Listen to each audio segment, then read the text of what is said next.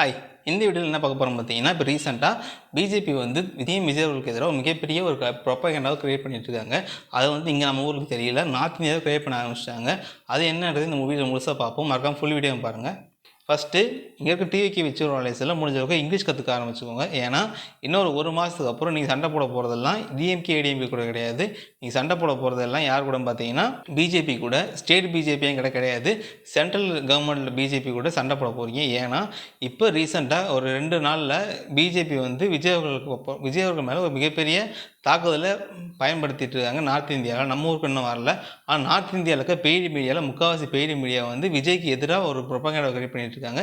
எதுக்காக இந்த நேரத்தில் விஜய்க்கு எதிராக ப்ரொபகண்டா கிரியேட் பண்ணுறாங்க பார்த்தீங்கன்னா, நல்லா தெரியும், செர்மோனி அப்போ ராகுல் காந்தி வந்தார். அப்படி ராகுல் காந்தி வந்தப்போ ராகுல் காந்தி விஜய் அவர்களும் இருக்கிற மாதிரி ஒரு ஃபோட்டோவை, ஒரு வீடியோவை வெளியிட்டாங்க. அந்த வீடியோவை வந்து ராகுல் காந்தி போஸ்ட் பண்ணார். இதெல்லாம் அவருடைய இன்ஸ்டாகிராம் பேஜ்லேயும் அவருடைய காங்கிரஸ் அஃபிஷியல் ஐடிவிங்களையும் போஸ்ட் பண்ணாங்க. அதே ஒரு 2 நாளைக்கு முன்னாடி மோடி அவர்கள் ஒரு வீடியோ போஸ்ட் பண்ணார். எதுனா வெஸ்ட் பெங்காலில் இருக்க வீடியோ போஸ்ட் பண்ணார். வெஸ்ட் பெங்காலில் மோடி போஸ்ட் பண்ண வீடியோன்றது வந்து 1.5 மில்லியன் போயிருக்கு 24 மணி நேரத்தில். அதுவே இந்த பக்கம் விஜய் அவர்கள் ராகுல் காந்தி இருந்த வீடியோன்றது கிட்டத்தட்ட 24 ஹவர்ஸில் 7 மில்லியனுக்கு மேலே வியூஸ் போக ஆரம்பிச்சிருச்சு. அந்த 7 மில்லியனுக்கு மேலே வியூஸ் போன உடனே அதை மெட்டா வந்து கொஞ்சம் நேரம் ஹோல்ட் பண்ணி வச்சுருக்காங்க. அதாவது ஸ்டாப் பண்ணி வச்சுருந்தாங்க. அதை வெளியே காட்டாத மாதிரி பேன் பண்ணி வச்சுருந்தாங்க. பேன் பண்ணி கொஞ்ச நேரம் கழிச்சு அந்த வீடியோ ரிலீஸ் பண்ணாங்க. ஸோ அதுவே நார்த் இந்தியா மீடியா எக்கச்சக்க கான்ட்ரவர்சி ஆகிடுச்சு. நீங்கள் வந்து எப்படி வந்து பேன் பண்ணலான்ற மாதிரி அது வந்து பிஜேபிக்கு எதிராக பேச ஆரம்பிச்சிட்டாங்க. நம்ம ஊரில் அது பெருசாக ரிஃப்ளெக்ட் ஆகல. நார்த் இந்தியாவோட இன்ஃப்ளூயன்சஸ் வந்து அதை பற்றி பேச ஆரம்பிச்சிட்டாங்க. காங்கிரஸ் கட்சி சம்மந்தப்பட்டவங்க அதை பற்றி பேச ஆரம்பிச்சிட்டாங்க. ஸோ அந்த ஒரு வீடியோ வைரல் ஆனோடனே அங்கே பிஜேபியில் இருக்க மெயின் ஐடிவிக்கு என்ன தெரிஞ்சிச்சுன்னா, இங்கே விஜய் அவர்களுக்கு நார்த் இந்தியாவில் சரி ஓரளவுக்கு சப்போர்ட் இருக்குது. நீங்கள் இப்போ ரீல்ஸ் பார்த்தீங்கன்னா நார்த் இந்தியா பீப்புள்ஸுமே இங்கே சவுத் இந்தியாவில் விஜய் சப்போர்ட் பண்ணி வீடியோ போடுவாங்க.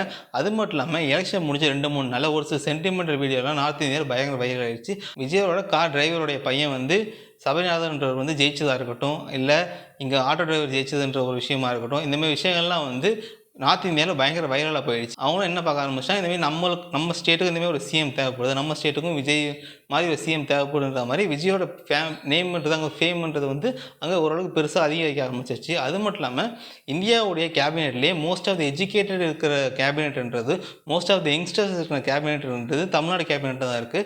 அதுவுமே அங்கே பயங்கர வைரல் ஆகிடுச்சு. ஸோ இதெல்லாம் வந்து பார்த்துட்டு இருந்த பிஜேபி ஐடிவிங்காக இருக்கட்டும், இல்லை நார்த் இந்தியாவுடைய அந்த பிஜேபி அஃபிஷியல் ஐடிவிங்கே இல்லை பெய்டு மீடியாவாக இருக்கட்டும், அவங்க என்ன பார்த்துட்டு இருந்தாங்கன்னா விஜயோடைய ஃபேமை குறைக்க ஆரம்பிக்கணும். ஏன்னா இது இப்படியே போச்சுன்னா 2029 இது நமக்கு பிரச்சனையாக வந்து முடியுன்றதை பார்க்குறாங்க. அவங்க என்ன பண்ணுறாங்கன்னா விஜயோடைய, அதாவது சிஎம் விஜய் அவர்களுடைய மவுஸை குறைக்கணும். அதுக்கு என்ன கையில் எடுத்துருக்காங்கன்னா, முக்கியமான விஷயம் நமக்கு எல்லாத்துக்குமே தெரியும், விஜய் அவர்கள் வந்து கிறிஸ்டின்ன்றது. அதே டைமில் இந்த பக்கம் நேற்று நடந்த சட்டசபையில் உதயநிதி அவர்கள் சொன்னது என்னன்னா, சனாதனத்தை ஒழிப்போம் அப்படின்றது. அதாவது நம்மளை பொறுத்த வரைக்கும் சனாதனன்றது வந்து கேஸ்ட் டிஸ்கிரிமினேஷன். ஆனால் நார்த் இந்தியாவை பொறுத்தவரைக்கும் சனாதனன்றது அது எக்ஸாக்டாக ஹிந்துசம் ஈக்குவல் டு சனாதனம் தான் அவங்க பார்த்துட்டு இருக்காங்க. ஸோ இவர் வந்து கேஸ்ட் டிஸ்கிரிமினேஷன் மீன் பண்ணி சனாதனம் சொன்னதை வந்து அவங்க சனாதனன்றது வந்து ஹிந்து, அதாவது உதயநிதி அவர்கள் வந்து ஹிந்து ஒழிக்க போகிறதா சொல்லிட்டு இருக்காங்கன்றதும், அதை பார்த்துட்டு இருந்த விஜய் அவர்கள் அவர் கிறிஸ்டினாக இருக்கிறதுனால இதை பார்த்துட்டு இருக்காருன்ற மாதிரி ஒரு பிம்பத்தை கிரியேட் பண்ண ஆரம்பிச்சிட்டாங்க. ஆனால் உதயநிதி அவர்கள் கேஸ்ட் டிஸ்கிரிமினேஷன் சொன்னது நல்லாவே தெரியும் அவங்களுக்கு. இருந்தாலுமே இப்படி ஒரு பிம்பத்தை கிரியேட் பண்ணுறாங்க. எதுக்குன்னா விஜயோட ஃப்ரேமை குறைக்கணும், விஜய் வந்து ஹிந்துக்கு எதிரானவர்ன்ற மாதிரி ஒரு பிம்பத்தை கிரியேட் பண்ணணும். அப்படியே கிரியேட் பண்ணிட்டா 2029 எலெக்ஷன் வரப்போ அவருடைய இன்ஃப்ளூயன்ஸ் வந்து பெருசாக செல்லுபடியாக்கான்றது யோசித்து இதை பண்ணிகிட்டு இருக்காங்க. நான் வந்து சும்மா ஒன்று சொல்கிறேன், நீங்கள் வந்து பெய்டு மீடியாலேயே ஒரு சில அஃபிஷியலாக பிஜேபி ஐடிவிங்களாக இருக்கும். அது வந்து இந்த பிஜேபி இந்த எக்கச்சக்க ஐடிவிங்க வந்து பெய்டு மீடியாவாக இருக்கும். அதிலே இப்போ பார்த்தீங்கன்னாலே தெரியும், விஜய்க்கு எதிராக எக்கச்சக்க போட்டுருப்பாங்க வீடியோ. அது மாதிரிலாம் ஹிந்தி லாங்குவேஜ்லேயும் வரும். அது ஏன்னு பார்த்தீங்கன்னா நல்லாவே தெரியும், விஜய் ஜெயிச்சதுக்கான மெயின் ரீசன் வந்து ஆன்டி இன்கம்பன்சி தான். டிஎம்கேயோட எதிர்ப்பு தான் இங்கே விஜய் வந்து ஓட்டு சம்பாதிச்சு கொடுத்தது, புதுசாக ஒரு கவர்னன்ஸ் வரணுன்றது. அதை தாண்டி அவர் பொலிட்டிக்கல் மெசேஜ்னால அது வந்தாரம் கேட்டால் கிடையாது. இதுக்கு ஆன்டி இன்கம்பன்சி இங்கே சேஞ்ச் வேணுன்றதுனால தான் அவர் வந்தார்.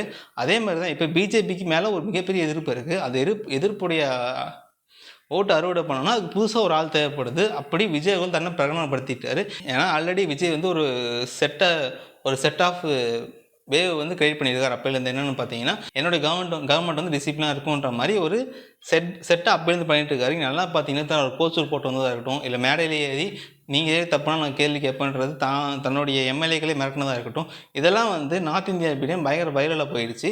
இதை பொறுத்துக்க முடியாமல், அது மட்டும் இல்லாமல் இங்கே ஆன்டி இன்கம்பன்சி எங்கே காங்கிரஸ் பக்கம் வந்துருமோன்றதை பார்த்துட்டு புரிஞ்சுக்கிட்டு தான் விஜய் அவர்களுக்கு ஒரு ஆப்போசிட்டான விஷயத்தை பண்ணணுன்றதுனால அவருடைய மதத்தை இப்போ கையில் எடுத்திருக்காங்க.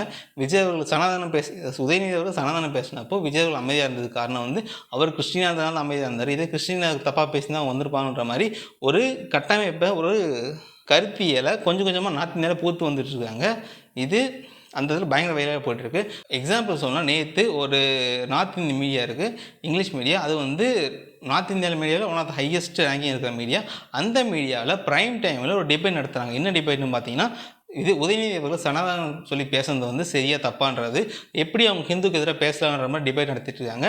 அதிலே என்ன சொன்னாங்க பார்த்தீங்கன்னா, அதாவது அதை ஹோஸ்ட் பண்ணவர் என்ன சொன்னார்னா, ஜோசப் விஜய்ன்றதுனால தான் வந்து இவர் அமைதியாக இருந்தாரா, இவர் வந்து ஹிந்துவாக இருந்தால் பேசியிருப்பாருன்ற மாதிரி அவரே ஒரு ஸ்டேட்மெண்ட்டை கொடுத்தாரு. இதை வந்து கொஞ்சம் கொஞ்சமாக பூத்துட்ருக்காங்க. ஏன்னா விஜயோட பாப்புலாரிட்டி ஏற ஏற இவங்களுக்கு பிரச்சனையாக வந்துருமோ பயப்படாக இருக்குது. அதே ப்ரைம் டைமில் நீட்டோட கேன்சலேஷனை பற்றி வீடியோ போட்டாங்களா கேட்டால் கிடையாது. அது 2வது 3வது பிரேக்கிங் நியூஸாக வந்துச்சு.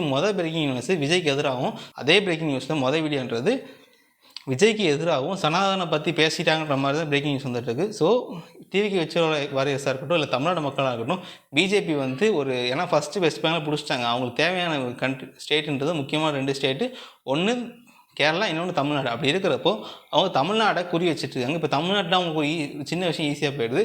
விஜய் வந்து கிறிஸ்டின்றதுனால இந்த கிறிஸ்டின்ற ஒரு வார்த்தையை வச்சு நம்ம ஈஸியாக ஒரு அடிச்சிடலான்ற மாதிரி பிளான் பண்ணிட்டு தான் அவங்க வந்து நார்த் இந்தியா ஆரம்பிச்சிட்டாங்க. நார்த் இந்தியாவில் ஒரு ப்ரொபகண்டா கொண்டு வந்துட்டுருக்காங்க.